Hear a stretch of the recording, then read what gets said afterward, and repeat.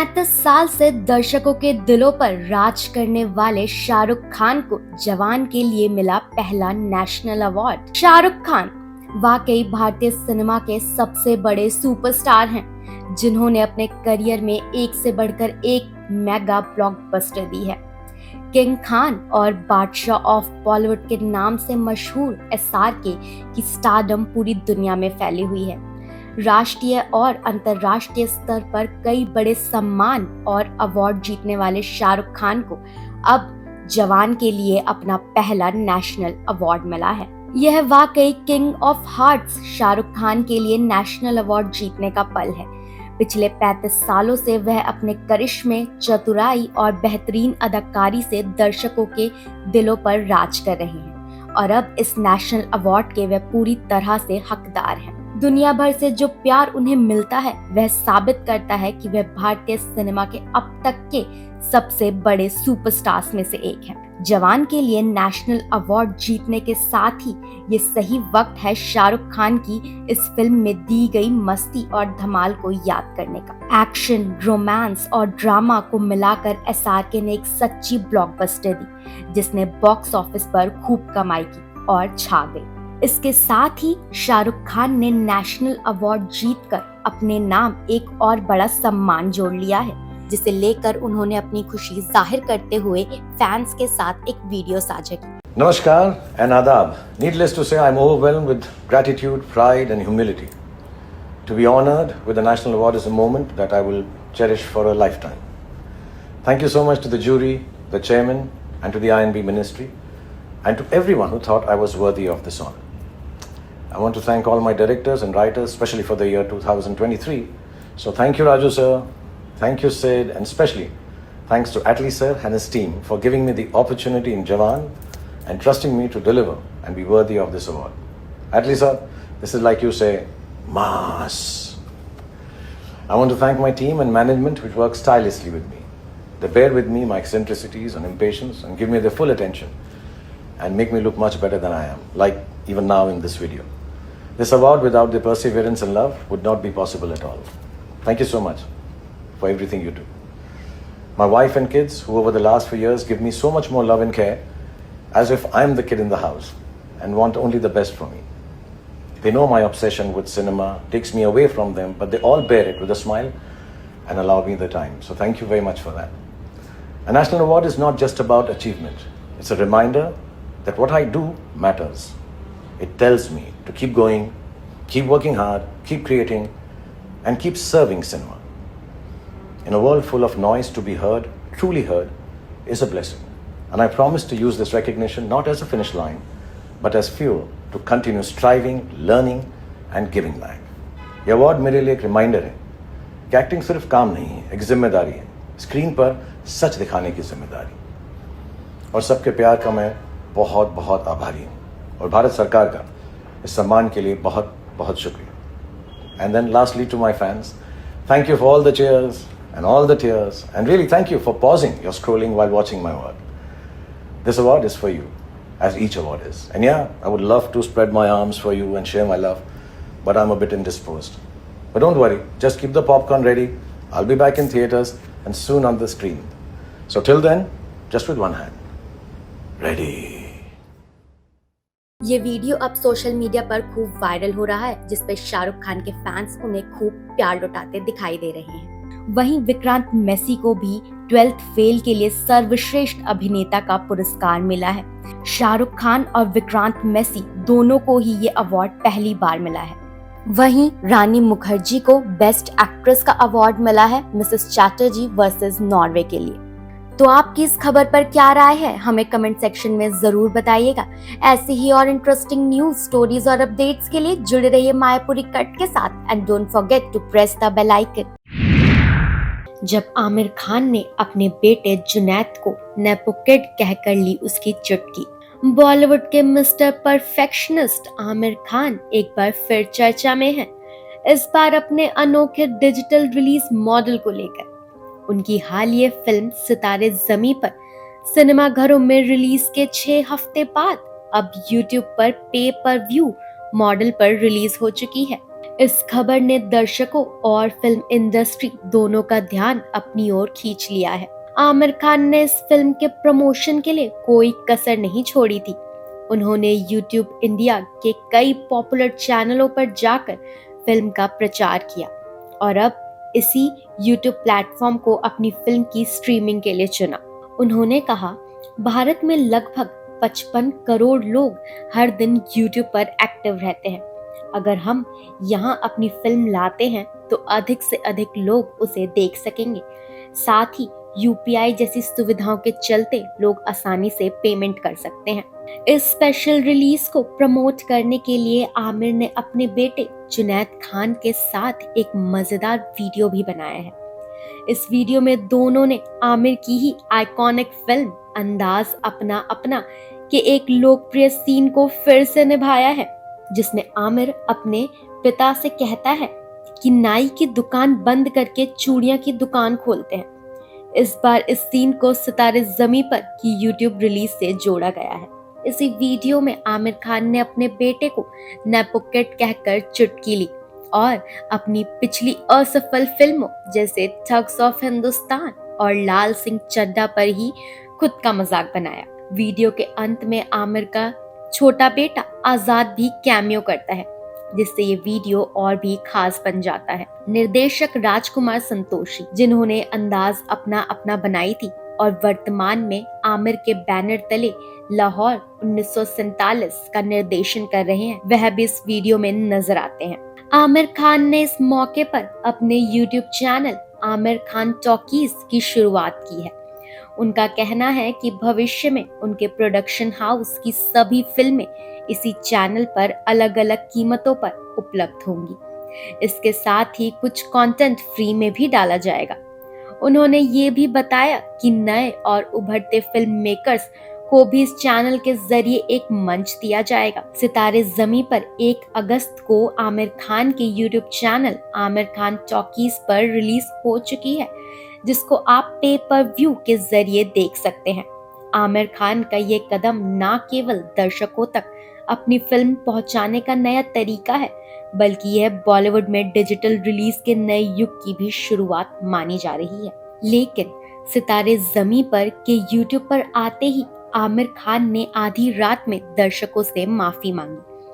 आमिर ने बताया था कि उनकी film Aamir Khan talkies channel पर 100 रुपए में देखी जा सकेगी, लेकिन अब एप्पल डिवाइस इस्तेमाल करने वाले यूजर्स को इस फिल्म के लिए तय कीमत से ज्यादा किराया देना पड़ रहा है। इस तकनीकी खामी को लेकर आमिर की production company Aamir Khan talkies ने अपने आधिकारिक X अकाउंट के जरिए और भरोसा दिलाया कि टीम इस गड़बड़ी को जल्द ही ठीक करने में लगी हुई है। लेकिन इससे एक बात तो तय है कि आमिर खान की सभी फिल्में अब उनके YouTube channel Aamir Khan talkies पर बड़ी ही आसानी से कम कीमत पर घर बैठे देखी जा सकती है। आमिर खान का ये कदम न केवल दर्शकों तक अपनी फिल्म पहुंचाने का नया तरीका है, बल्कि ये बॉलीवुड में डिजिटल रिलीज के नए युग की शुरुआत भी मानी जा रही है। तो आपको आमिर खान की ये नई पहल कैसी लगी, हमें कमेंट सेक्शन में जरूर बताइएगा। वीडियो पसंद आया हो तो वीडियो को लाइक करें एंड शेयर करें। कलर्स और जियो हॉटस्टार का cooking reality show laughter chef season 2 को एल्विश यादव और करण कुंद्रा की जोड़ी ने जीत लिया है। दोनों चमचमाती ट्रॉफी अपने नाम कर शो के विनर बन चुके हैं। बीते दिन शो का ग्रैंड फिनाले हुआ, जिसमें 7 जोड़ियों में से एक को ही विनर चुना गया। हालांकि शो में करण एल्विश और रिम शेख अली गोनी में कांटे की टक्कर देखने को मिली। वहीं स्कोरबोर्ड में किस जोड़ी को कितने स्टार्स मिले वो भी जारी हो गया। जहां एल्विश और करण ने 51 स्टार जीत कर अपनी जीत दर्ज कराई, तो वहीं बाकी के कंटेस्टेंट को कितने स्टार मिले वो भी जानते हैं। स्कोरबोर्ड के हिसाब से देखा जाए तो एल्विश और करण को 51 स्टार हासिल करके ये जीत दर्ज कराई गई।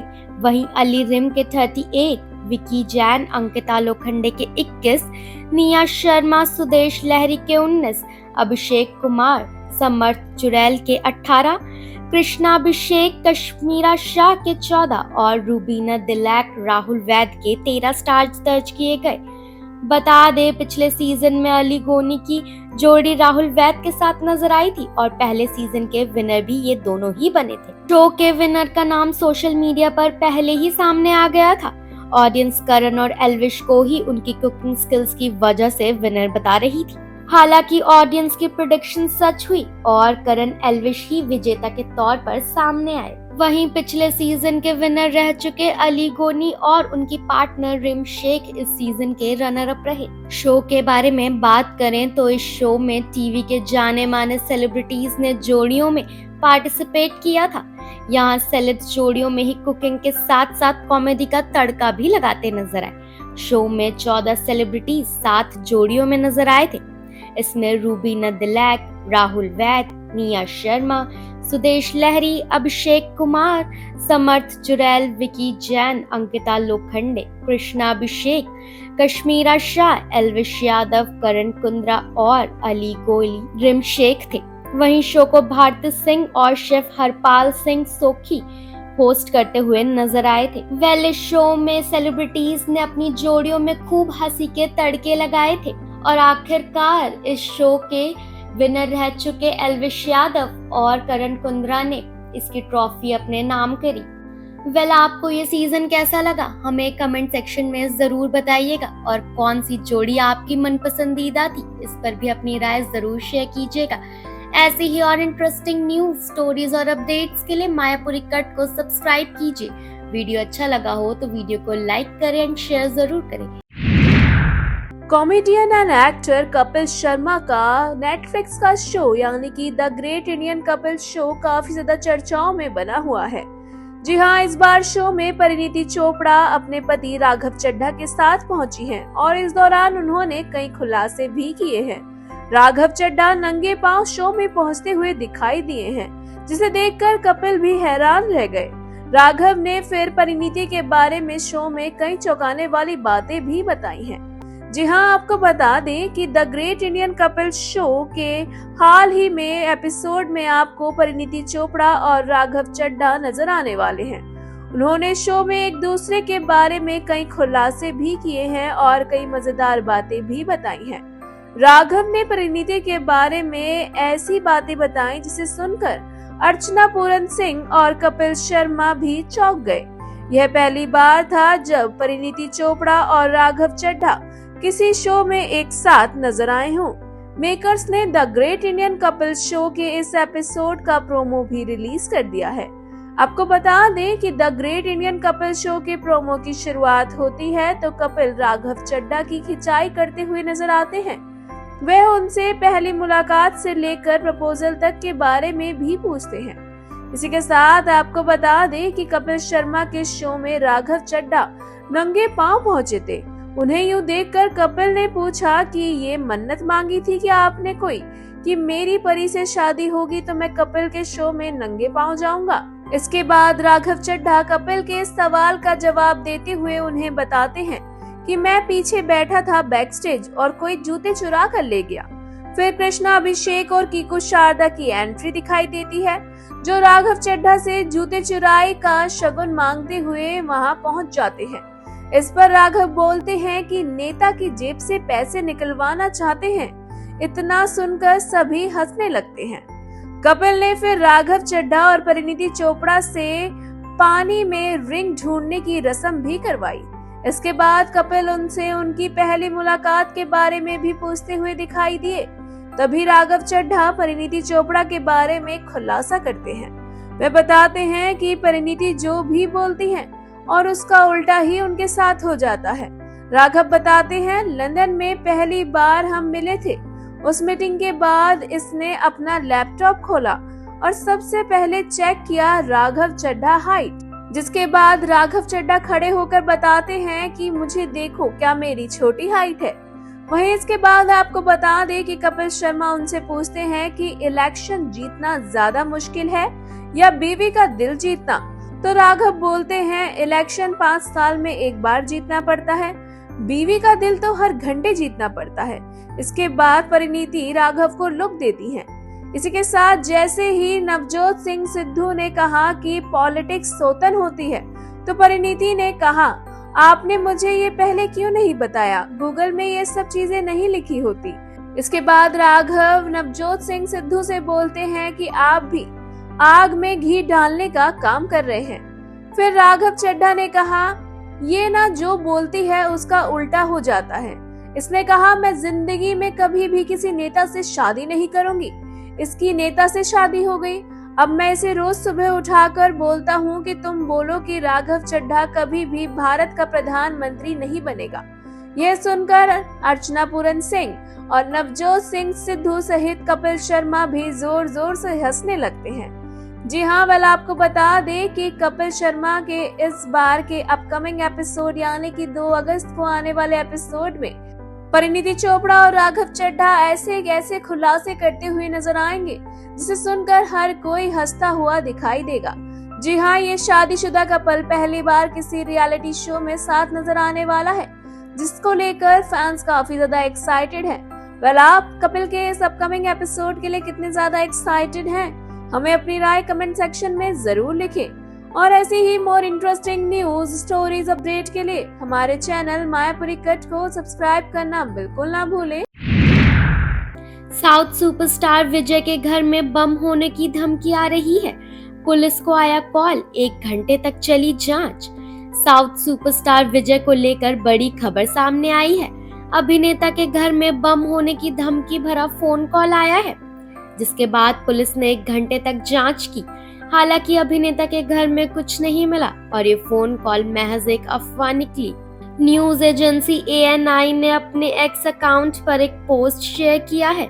इस पोस्ट में जानकारी दी गई है कि आज सुबह मशहूर अभिनेता और तमिलगा वेत्री कंझम के अध्यक्ष विजय के चेन्नई वाले अपार्टमेंट में स्थित आवास पर बम की धमकी दी गई है। उनका ये अपार्टमेंट चेन्नई के ईस्ट कोस्ट रोड पर स्थित है। चेन्नई पुलिस कंट्रोल रूम को सुबह लगभग 5:20 पर कॉल आया था, जिसमें दावा किया गया था कि अभिनेता और राजनेता विजय के घर पर बम रखा गया है। पुलिस को धमकी मिलने के बाद 3 बम डिटेक्शन और डिस्पोजल स्क्वाड और 1 डॉग यूनिट को तुरंत विजय के घर पर भेजा गया और जांच शुरू की गई। लगभग 1 घंटे की जांच के बाद बम डिटेक्शन और डिस्पोजल स्क्वाड की टीम ने पुष्टि की अभिनेता के घर में कोई बम नहीं मिला। अधिकारियों ने इसे एक अफवाह बताया और जांच पूरी करने के बाद वो लोग वापस चले गए। इसके अलावा नीलांकरई पुलिस स्टेशन ने मामला दर्ज कर लिया है और मामले में आगे की जांच शुरू कर दी गई है। बता दें कि जब पुलिस को ये फोन आया उस वक्त अभिनेता घर पर नहीं थे। हालांकि एक्टर की फैमिली और उनके घर का स्टाफ घर में ही था। पुलिस ने तत्काल कार्यवाही कर मामले को संभाल लिया और जांच करी। हालांकि अभी तक इस बात का पता नहीं चला है कि वो धमकी भरा कॉल पुलिस को किसने किया और वो विजय से क्या चाहते हैं, लेकिन पुलिस अपने आगे की कार्यवाही को शुरू कर चुकी है और जल्द ही इस बात का पता चल जाएगा कि वो धमकी भरा कॉल आखिर पुलिस को इतनी सुबह सुबह किसने किया था। विजय का अभी तक इस धमकी भरे कॉल पर कोई बयान सामने नहीं आया है। अब ये जानना दिलचस्प होगा कि वो धमकी भरा कॉल किसने किया और वो विजय से क्या चाहते हैं। आपकी इस खबर पर क्या राय है, हमें कमेंट सेक्शन में जरूर बताइएगा। ऐसी ही और इंटरेस्टिंग न्यूज, स्टोरीज और अपडेट्स के लिए मायापुरी कट को सब्सक्राइब कीजिए। वीडियो अच्छा लगा हो तो वीडियो को लाइक करें एंड शेयर करें and don't forget to press the bell icon. Star plus के सीरियल क्योंकि सास भी कभी बहू थी के अपकमिंग एपिसोड में आपको देखने को मिलने वाला है कि तुलसी काफी ज्यादा परेशान होगी अंगद की गिरफ्तारी से।